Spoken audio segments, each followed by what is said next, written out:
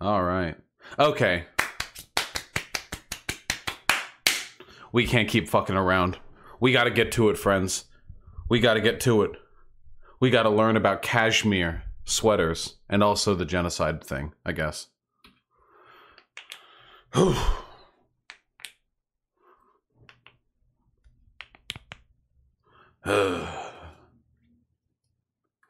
Let's do it. Let's do it! All right, we're gonna learn. Folks, we're learning together. All right? By which I mean, I'm going to be reading a Wikipedia article and reading chat. And also probably some news articles. Can you sneeze on demand? No. Vosh, the fact that Hassan's take was controversial is indicative that Al-Qaeda should have flown into 10 more buildings. I can't really argue with that. Will I do Collins today? Nah, fuck that. Y'all are tiring. Here, let's learn about Kashmir, huh? You people are exhausted. Wait, new Berserk chapter is out. Hold on. For real? No way.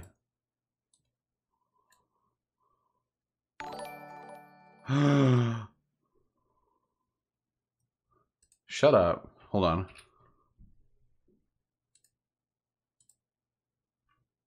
Hold up. We got to disable ad blocker, huh? Is this going to be one of those sites that has porn? When the ads get blocked?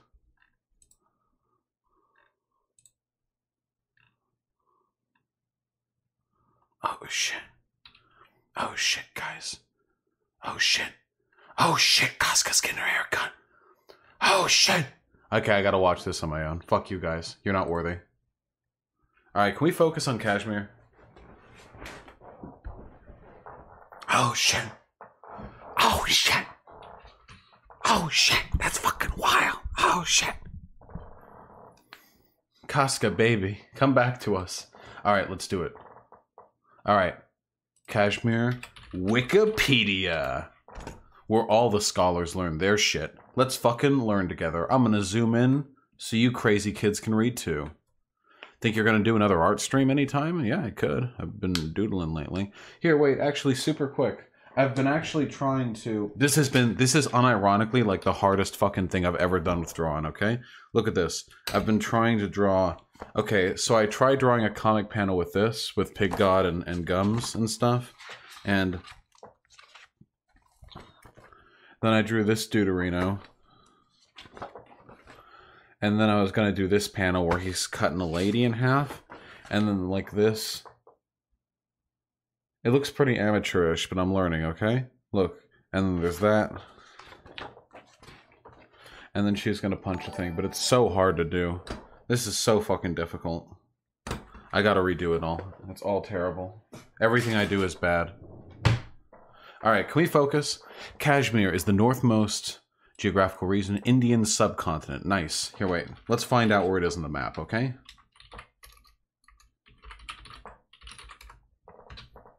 Yeah. Kashmir map. Let's see. Let's see. Jammu and Kashmir. Actual line. Why are these images so fucking tiny? Why are these images so tiny? Here we go. Okay, here we go. Northern areas, Kashmir. So, okay. So, basically, the reason why we're doing this, I don't know how much you folks pay attention, but currently, Kashmir is a disputed territory between Pakistan and India. It is controlled by India. Kashmir is Indian territory. However, Kashmir, the region, is occupied mostly by Muslims, which have historically been a marginalized community within India. And Pakistan has always put sort of geopolitical pressure on India to keep this area like neutral territory or to give it back to Pakistan or just something. Pakistan has always hotly contested this area. And to acquiesce to those demands, India, up until a few weeks ago, had special protections put on Kashmir to sort of give it an exemptive status within India to in some way distinguish itself from the rest of the subcontinent. And a few weeks ago, they removed that. And what happened afterwards immediately was a flood of soldiers into the Kashmir region, a roundup of journalists, a roundup of citizens, deaths, gunfire, and the internet being pulled black in the area. It's Hindu nationalism is running fucking wild. I don't know if anyone saw this shit, but there was like a famous Bollywood actor. I don't even know if they were Bollywood. Were they just an Indian, like American actor? But they said that the solution to the Kashmir problem has arrived. So typically, if you say that you found a solution to the marginalized community problem, that's some So basically, India is to Pakistanis what Israel is to Palestinians. Well, no, because the difference there is that Pakistan and India both have nuclear weapons. Pakistan and India are both powerful nations. Pakistan, what's the Pakistan population? Yeah, Pakistan has 212 fucking million people. 212 million fucking people. It's got 2/3 the population of the United States. And of course, India has like 1.1 billion people. These are two huge nations, and Pakistan and India both have nuclear weapons. So it's not like Palestine and Israel, where Israel has all the power and the Palestinians are basically just like waiting for genocide, you know? So anyway, I thought Israel had nukes. Israel does have nukes, but Palestine sure as shit doesn't. Anyway, the Kashmir territory has been disputed for a while, and now that India has revoked special protections for the region and sent the troops in, there's been increasing hostilities between Pakistan and India. This corresponds with the election of, to my knowledge, a far-right government in India. I believe...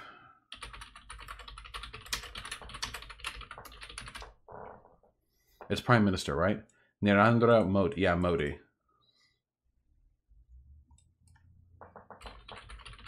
I just misspelled that probably. No, I didn't. Just like I planned. They were re-elected. Let's learn about this dude, okay?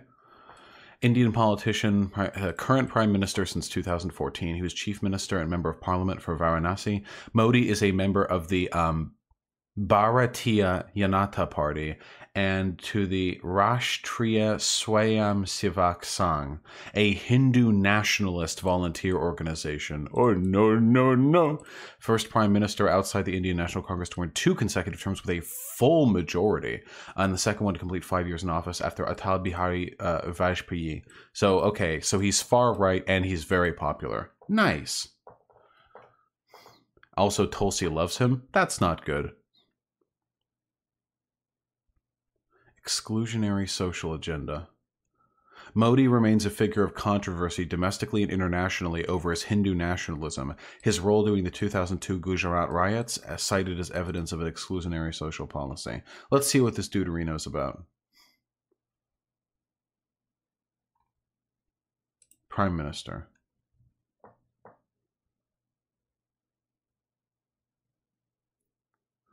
Okay. Sworn in independence. He became the first prime minister born after India's independence from the British Empire. That's kind of funny, huh? If you think about the implications.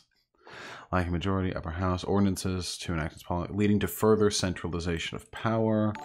Abolished the Planning Commission, replacing it with the National Institution for Transforming India, or Niti Ayog. Move had the effect of greatly centralizing the power previously with the Planning Commission in the person of the Prime Minister. Nice, nice.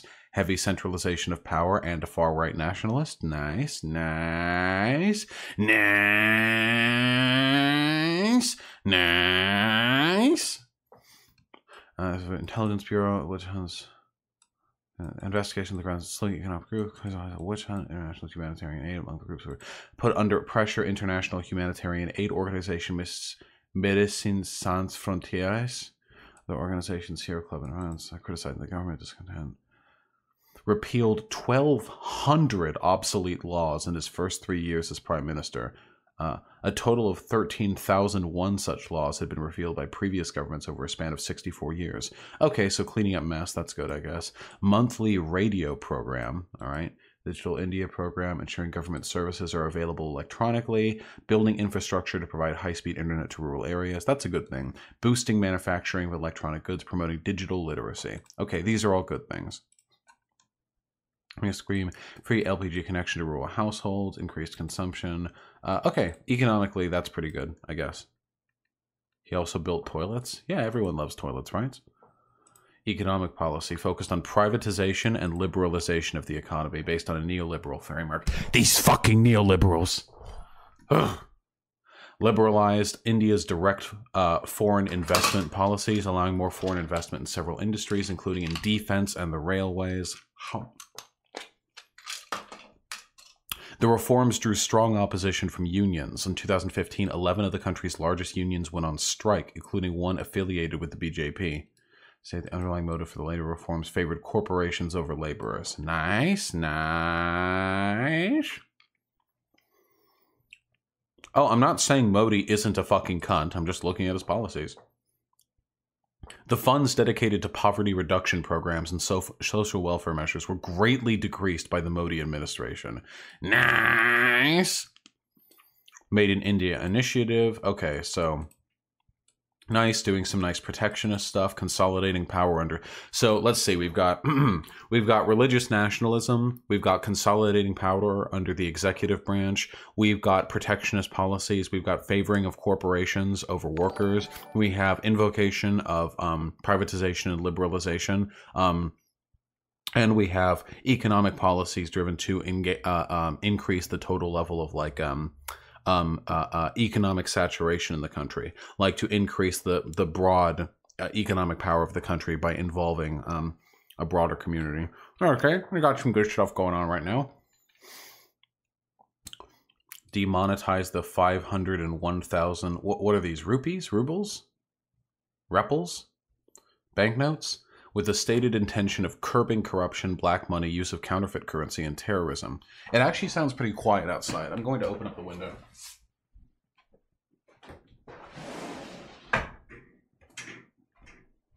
Nice. Holy shit.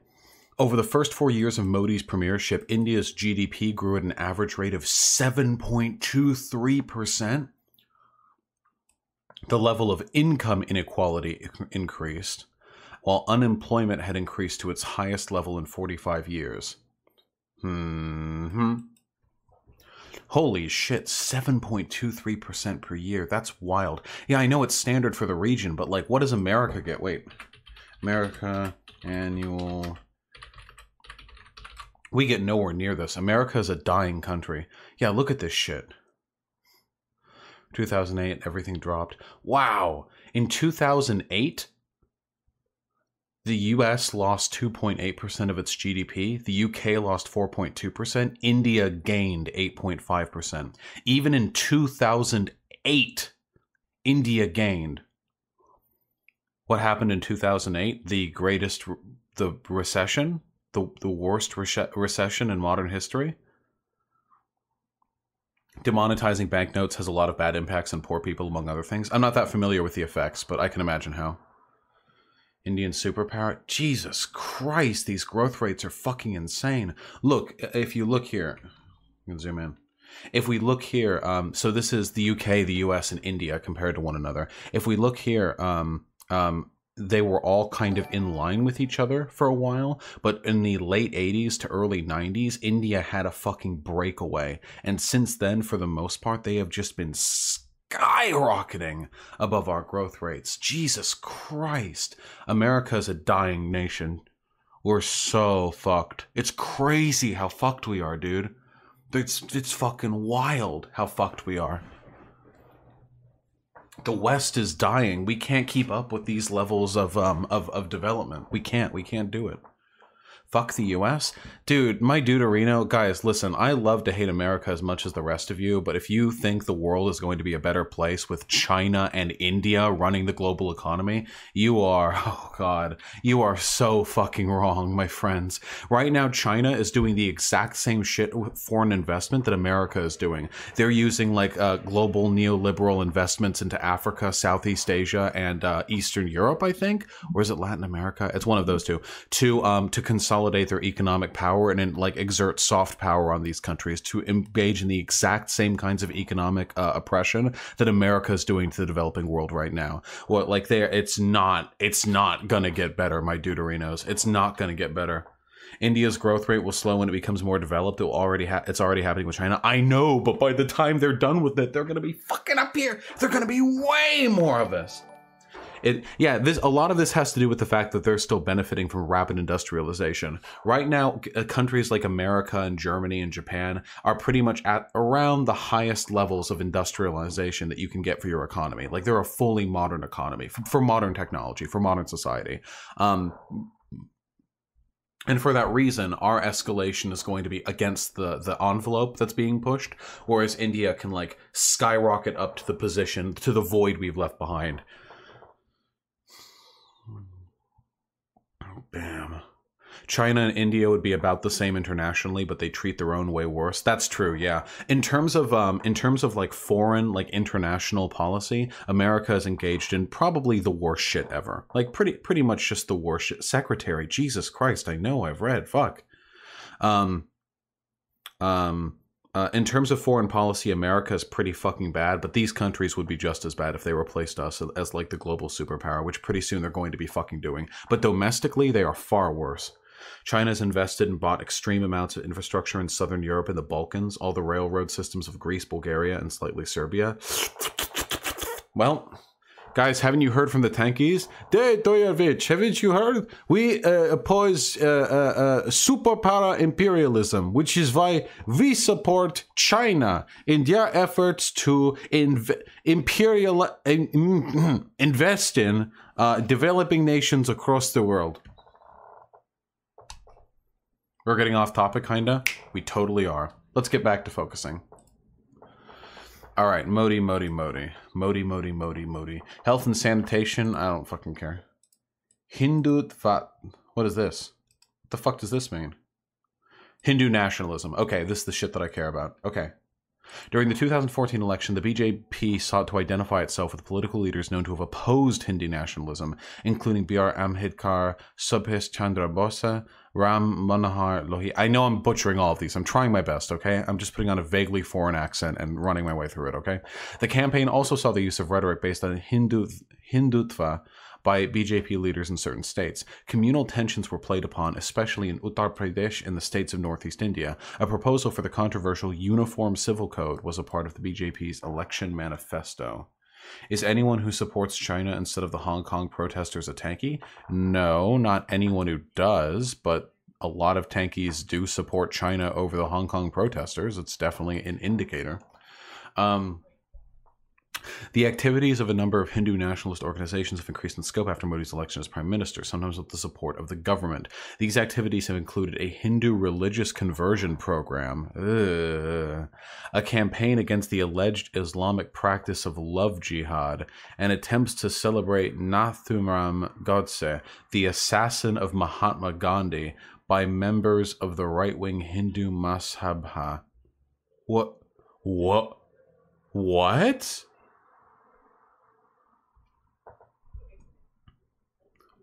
I'm sorry, am I reading this correctly? Celebrate the assassin of Gandhi by members of the right wing. Okay.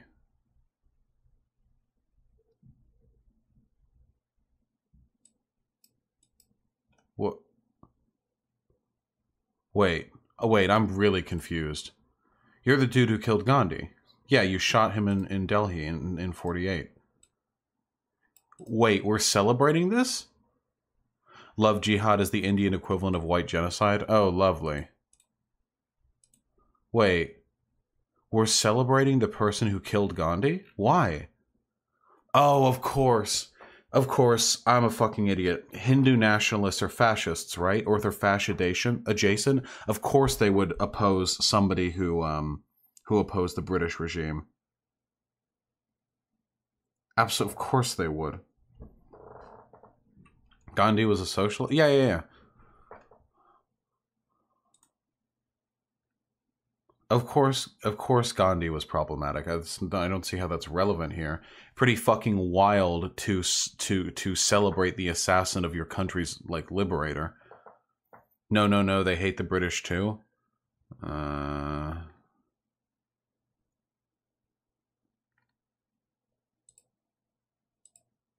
This is very strange. Right-wing Hindu nationalist political party. Assassination of Mahatma Gandhi. In the 1940s, the Muslim League stepped up its demand for a separate Muslim state of Pakistan. Although Congress strongly opposed religious separatism, the League's great popularity amongst Muslims forced the Congress leaders to hold talks with the League president, Muhammad Ali Jinnah. Who apparently had, oh, fuck me. Oh, God. For a second, I thought this black cone was his haircut. I thought he had black hair, and it was just perfectly styled into a fucking cone. Okay. All right. Oh, boy. Sorry. Throwing me for a fucking loop there. They hated him because Gandhi wanted peace between Muslims and Hindus? Yeah, that about tracks. I read... Delhi... Conspirators are identified as prominent members of the Hindu. Nice, cool, great. So the currently existing far-right Hindu nationalist party was the one that had ties to the assassins of Mahatma Gandhi, and this party still exists today, and they celebrate the assassination of Gandhi because Gandhi supported Muslim Hindi integration. Now that's what I call a nice meme. Hey guys, remember how in the past I've said I really don't like anti-imperialist movements that are founded on nationalism? This is kind of why. Imagine how easy it would be if geopolitics were shifted a little bit differently for us to be like, oh, well, we just support the Hindu people's rights to defend their own people's interests against foreign imperialism or some nonsense like that. No matter what form it takes, no matter where it is in the world or what group of people are bolstering it, nationalism is fucking cancer. Get that shit out of here. Get out. What? Wait, what's that? What's that behind my hand? It's nationalism. Yeet! Get it out.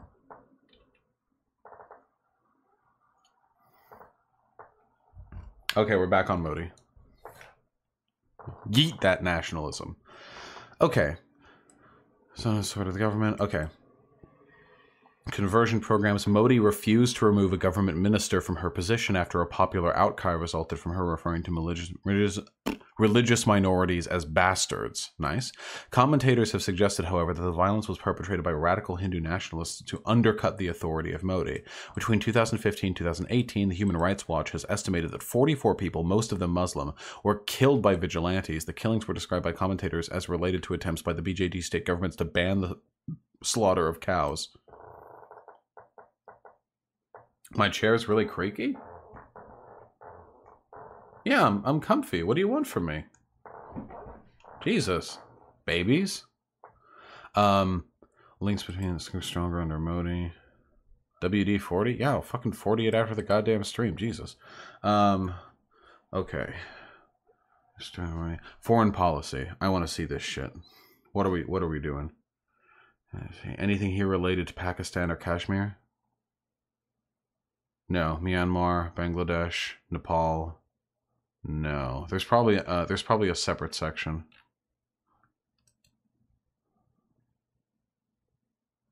All right, we get it. So Modi is a fascist. Good meme.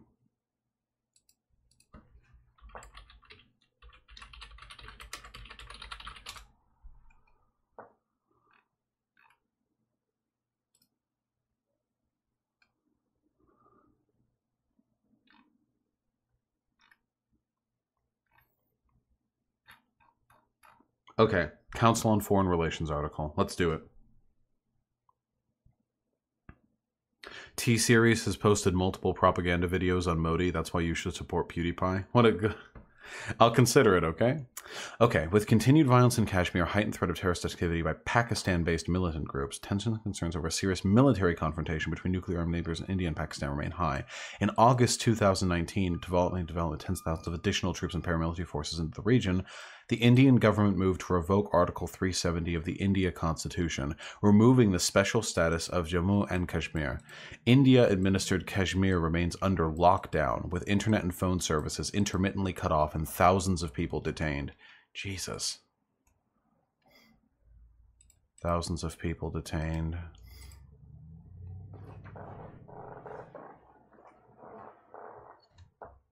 Zoom in, please? Yeah, sure.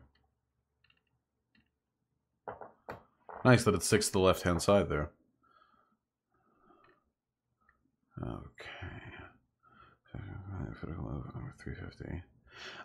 So Article 370 guaranteed special rights to the Muslim-majority state of Kashmir, including the right to its own constitution and autonomy to make laws on all matters except defense, communications, and foreign affairs.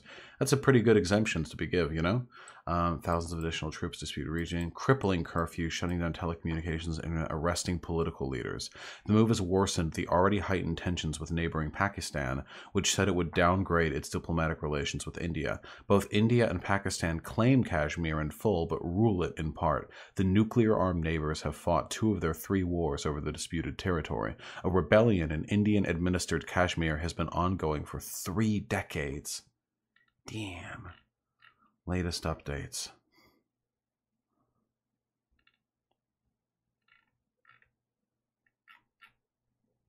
Are these like chronological? This is a very tall page. This is chronological. Wow, this is crazy tall. Jesus Christ. So does it go from the bottom up? It does go from the bottom up. Okay, I see.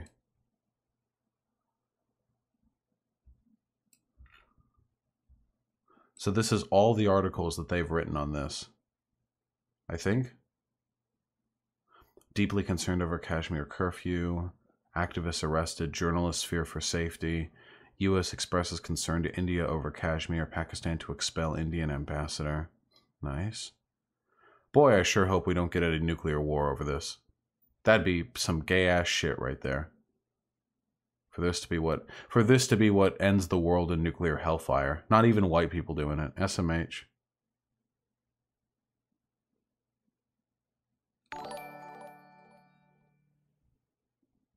Literal Indian here. AMA about Kashmir. That is some mega reductionist nerdum. I don't know what the fuck you mean. Opinions on Naxalism and South African nationalism. I am not familiar with either. Arcane Phoenix, you're Indian? Can you talk? Also, I don't know why you had to say literal Indian. There are like a billion of you guys. Go in the stream call-in section. Let's talk.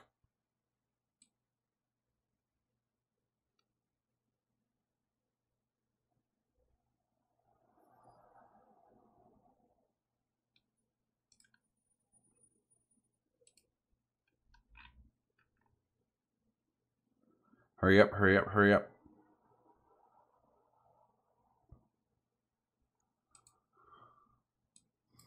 Okay. Background. Territorial disputes over the Kashmir region sparked 2 of the 3 major Indi-Pakistani wars in 1947 and 65 and a limited war in 1999. Although both countries have maintained a fragile ceasefire since 2003, damn, it was this recent? I had no idea. They regularly exchange fire across the contested border known as the line of control. Both sides accuse the other of violating the ceasefire and claim to be shooting in response to attacks. An uptick in border skirmishes that began in late 2016 and continued into 2018 killed dozens and displaced thousands of civilians on both sides of the line of control. Oh dear.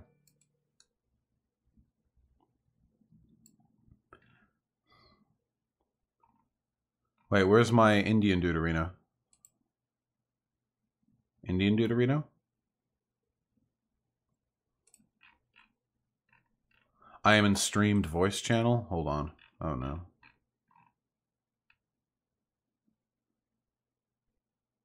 Arcane Phoenix, what's the name? What's your name in Discord? He's in the stream calling? Well, what name? Because there's nothing there called Arcane Phoenix.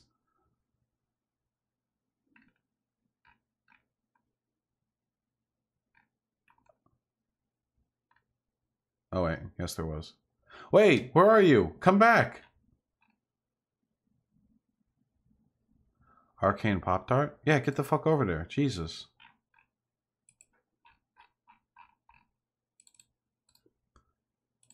Hello? Yo. Yeah, hi. Hey, what's up? Holy shit, you're loud. Let me turn you down.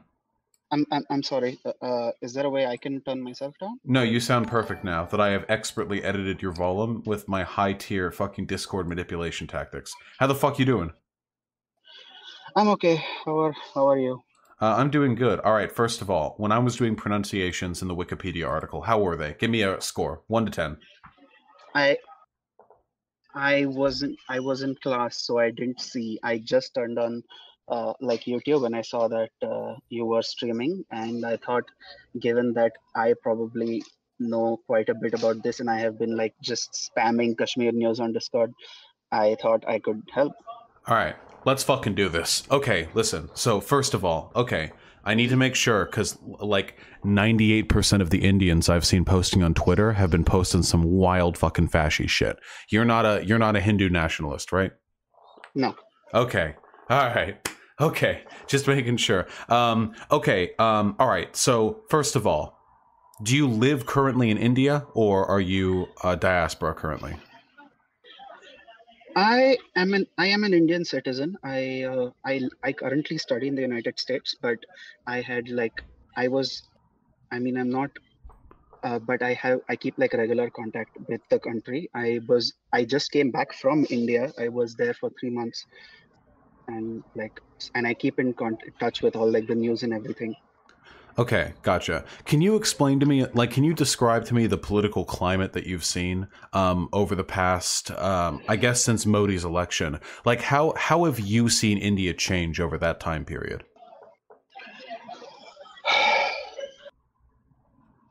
The thing is, when it comes to politics, Modi is has Modi came into Modi came into power as like as much more of a development type of person.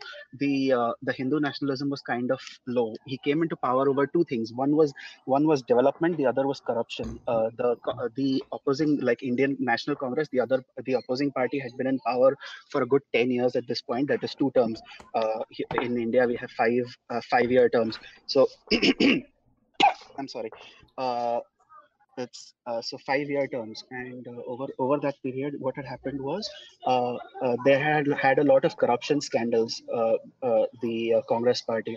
So in opposition to that, the BJP came into power, promising less corruption and more like development. The Hindu nationalist agenda had not been overt. But Modi had been known for Hindu nationalism, considering the riots in Gujarat in 2002. Uh, what happened after that was less overt Hindu nationalism and more like covertly being silent when such incidents happen. Things like things like mob lynchings of people of Muslims, basically uh, things like that, basically. Yeah. Um, that is sort of a typical fascist line, right? To come in saying that the political system is slow and full of corruption, and that you're going to And clean you need a things up. strong man, basically. Yes. Yeah. So Modi sort of slowly ramped up. This is more of a point of personal curiosity. So apparently the Hindu nationalists not worship, but they adulate, they celebrate the man who killed Mahatma Gandhi. Yes. The BJP, the Bharatiya Janata Party, the party to which Modi belongs, the Hindu Nationalist Party, is essentially the political wing of the RSS, the Rashtriya Swayamsevak Sangh. Translated, that would be the Indian Service Organization. They are basically sort of a religious sort of organization, and they believe that, like in their beliefs, the idea is that the Akhand Bharat. Now, I don't know how to translate this. Uh, Complete India, I suppose, is the closest translation I can bring to it, which means not only India, but also Pakistan and Bangladesh, and maybe a good part of the rest of South Asia, but explicitly Pakistan and Bangladesh. The entirety of this region should be a Hindu nation, basically. Yeah. That is their idea. And Nathuram Godse, the man who killed Gandhi, was a member of the RSS. The RSS was actually banned for a good few years, especially around independence. This would be 1948 to like the 1950s. Offhand, I don't remember the exact dates, but it was banned. It was a banned organization. When did they get unbanned? I don't remember offhand. Gotcha. But was it sometime recently or sometime in the 90s, Oh, 80s? quite some time ago. Okay. Before that. Gotcha. Shit. Okay. Okay, so obviously the deep-seated resentment between Pakistan and India, this is a very, very complicated, very long-standing geopolitical struggle. To familiarize myself with it entirely over the course of one conversation would be ludicrous. In regards to Kashmir specifically, how is before this, before revocation of its special protections, what was general sort of Indian sentiment concerning the Indian-held Kashmiri province?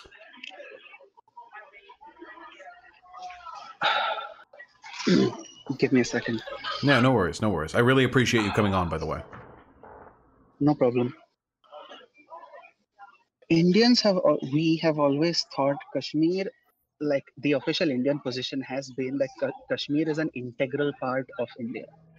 Like you can, like asking us to give up Kashmir would be like asking us to give up any other part of the country. It's the idea is it's supposed to be non-negotiable. That is the official position. The issue is there has been some level of there has been some. I'm sorry, I think I have a cold or something. I don't know. Oh, no worries, comrade. The the issue is Kashmir is one of the few states, maybe the only state in the country which is majority Muslim. Almost every other state is majority Hindu except Goa, which is majority Christian. So because of that, and to put it lightly, Hindu nationalists do not like Muslims. And because Kashmir is like single Muslim majority state, the people of Kashmir have been sort of a point of contention for especially people like Hindu nationalists. So, so what exactly regard Kashmir was to the rest of India was the land is ours, but the people it sometimes kind of varies. It's like because a lot of things had happened in the last few years, decades, because like there have been a lot of like communal incidents where Muslim riots, Hindu riots, like Muslims attacking Hindus, Hindus attacking Muslims, things like that. Because of that, the kind of feeling was it's ours, but like the people always had a sort of disconnect, I guess. Gotcha. Alienation, I suppose, better word. In terms of the day-to-day, so have you ever personally been to the Indian-controlled Kashmiri region? Yes. Oh, sick. Outside of there, so in broader India, non-Muslim controlled India, is the racism or Islamophobia against Muslim people, is this more of a subtle distrust, or is this more like the outright disgust, hatred, disinterest that you would see from an actively like apartheid state? I know that's super broad. I know India has a billion people in it, but it depends where you are. I will be clear about myself. I am upper caste. I'm relatively rich. I mean, that should be fairly obvious from the fact that I am studying in the United States. I am upper caste. I'm fairly rich. I am male, and so like there are some. So the circles that I tend to roam in, there it is sort of subtle, like, but in a lot of places it gets far more overt. Like for example, take attacks that take like terrorist attacks that have happened in the last few months. Things like the terror attack in Uri, things like the terror attack in Pulwama, where basic these like I would not be certain of calling them terror attacks because they were on soldiers, but the idea was part of them were done by like Pakistani agents, part of them was done by like radicalized Kashmiri youth. After that, a lot of the sort of reaction that happened was on Kashmiris in other states, like people got angry, people A dean of a college was told to resign. A dean, like a few students were like beaten up, things like that. So like when that happens, people blame Kashmiris like as a group, and this includes people of like Kashmiri ethnicity in the other parts of India. Do you? Okay. But for So. like my community, like Mhm. in the circles I roam in, it is much more subtle. Like for example, if I had a girlfriend, uh, uh, if I had a girlfriend, for example, and she was Muslim, and if I told my mother tomorrow that I want to get married, then it would be then a lot of my relatives would be like would be slightly more like questioning than compared to if I wanted to marry a Hindu girl or even a white girl for that matter. Mhm. Do you? Okay, so very rarely is it in international disputes is there an extremely clear cut line of fault when it comes to disputes or negotiations between different like territories. How much do you believe the fault resides on India for the current level of agitation between India and Pakistan? Like, how much of this do you believe is sort of mutual posturing, and how much do you think is India sincerely being the ones to worsen things?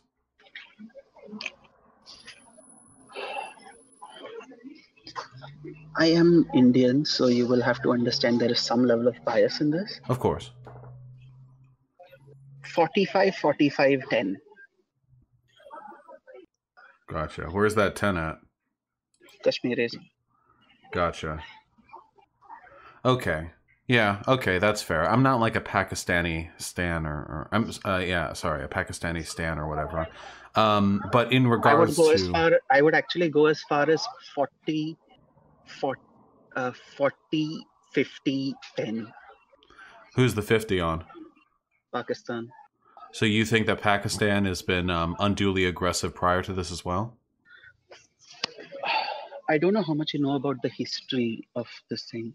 Like Pakistan, the initial part is the main reason why Kashmir joined India in the first place is because when the king of Kashmir wanted to become independent, and while was negotiating with Pakistan and India to remain independent, Pakistan basically attacked and the like out of nowhere, and the king of Kashmir basically acceded to India on the condition that India would send their forces to fight Pakistan. Right. Like this was completely out of the blue. So that is one. Pakistan has been repeatedly and continuously sending both arm like personnel, like radicalizing personnel and this thing weaponry to Kashmiri youth in an effort to radicalize them. Three, if you see a lot of Pakistani media now, I'm not going to sit here and be like, oh, the Indian government has done nothing wrong. Like this is all like everything wrong is Pakistani propaganda. I'm not going to say that. What I am Gotcha. going to say though is that there is a lot of effort to from a lot of the Pakistani media to to sort of one exaggerate to communalize the conflict. So like when they say when they say it's like kill the Hindu, I mean kill the Indians, stuff like that. Do you is there a currently a severe worry of potential nuclear conflict in India? Do they feel as though this conflict could be brewing to a nuclear conclusion? Now, the issue with India is that the Indian media is what you would call completely sold, I suppose. Yeah. The like it's this sort of impressive form of doublethink where you have uh, the Indian media spreading images saying a lot of the Indian media spreading images saying that Kashmir has finally been integrated into the rest of India. Kashmiris are happy, and at the same time, Kashmir is under Kashmir has been under curfew. Kashmiri phone lines opened, I think, either yesterday or the day before. Kashmir still doesn't have internet, and like you have to take the rest of India's word for it to say that Kashmiris are happy with the ruling on Section 370 being revoked. What do you think is the most what should what should the international community be doing? What stance should the international community take? What perspective could we benefit from? What can we do to ameliorate this conflict, to liberate the people in Kashmir who are currently under state suppression? What's the best thing we can do to say or get involved? In your opinion. Frankly, I don't know. The issue is what the continuous stance of both India.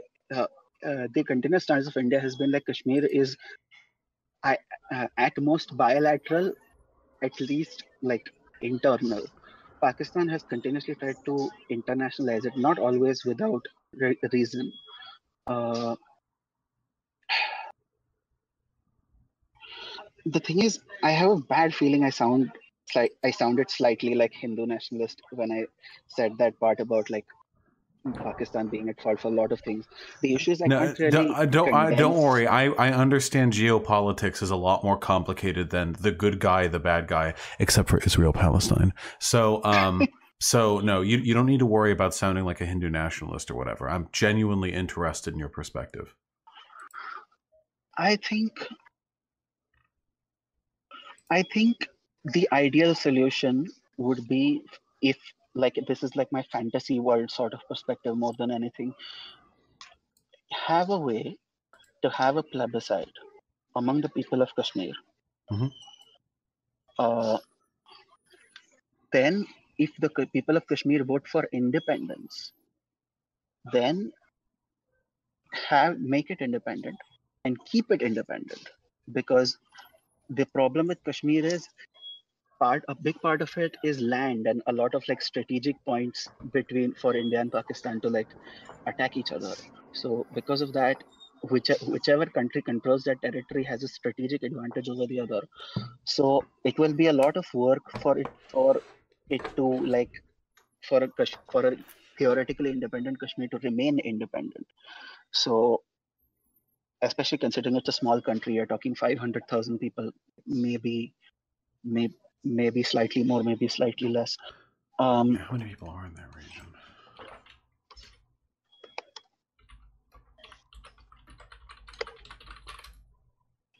Oh, wow. Well, the broader Kashmiri population of Jammu and Kashmir is 12.5 million.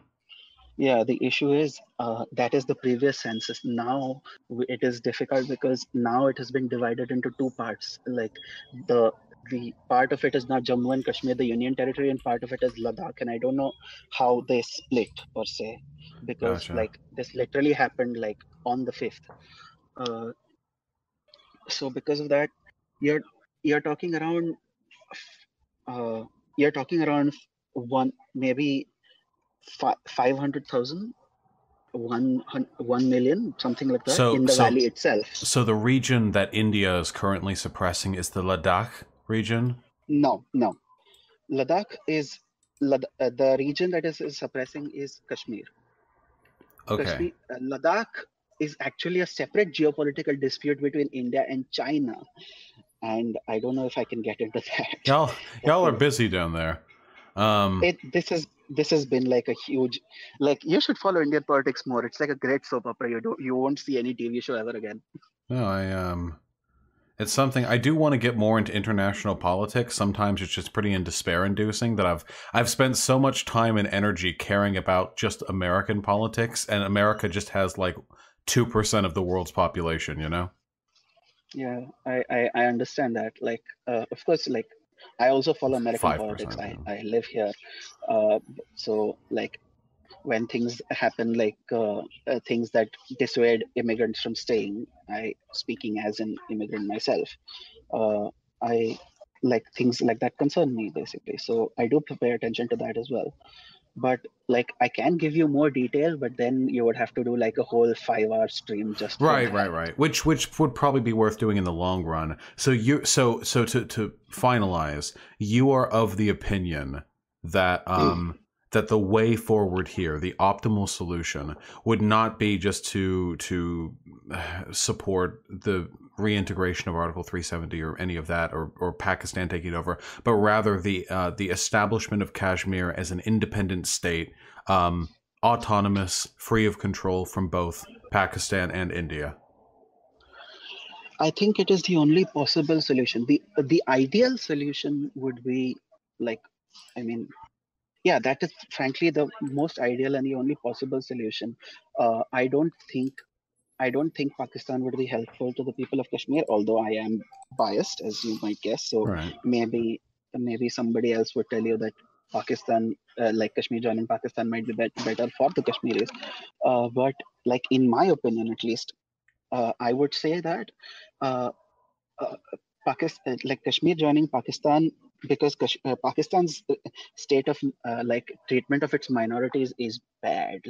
Its treatment of Ahmadiyas, its treatment of Balochistan, its treatment of Hindus in Pakistan, it's pretty bad. I would hope that Kashmiris, I do not think that Kashmiris in Pakistan would be a better solution. But I don't. But I think at this point, after so many years of like suppression, this is like the suppression has gotten worse after 370. It's not started after 370 being was revoked. I mean, I do not think the people of Kashmir would trust the government of India, especially not not Narendra Modi government or any other BJP government. So, like the best solution, the only solution I think would be an independent Kashmir and some kind of external military force, uh, hopefully unbiased military force, uh, trying to make sure that neither India nor Pakistan would try to like annex it. What if we just gave all this territory to China? How about that? I What was joking. territory? Please, no. I was joking. Um, okay. Someone in China chat's. has other territories that it wants from India. So like, I mean, I'm sure they wouldn't mind having a few more. Um, yeah. Fuck. Okay. Um, well, hopefully a full-scale genocide doesn't take place. What? Out of here's curiosity, what hoping. year are you in university? I'm a grad student. I am actually writing my thesis actually on a lot of these subjects. I'm writing my thesis on internet propaganda, which is why I tend to read a lot of this stuff. Gotcha. Well, shit. Hey, I really appreciate you coming on to share your thoughts with the stream. That was really kind of you. No problem, man. Thanks. I am still open to the 5 hour stream idea. The for the full fucking research stream. I mean, sure. Yeah.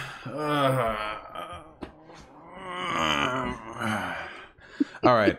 I'm going to keep looking some of this stuff up and learning more about history of conflict in the region. Thank you again for coming on.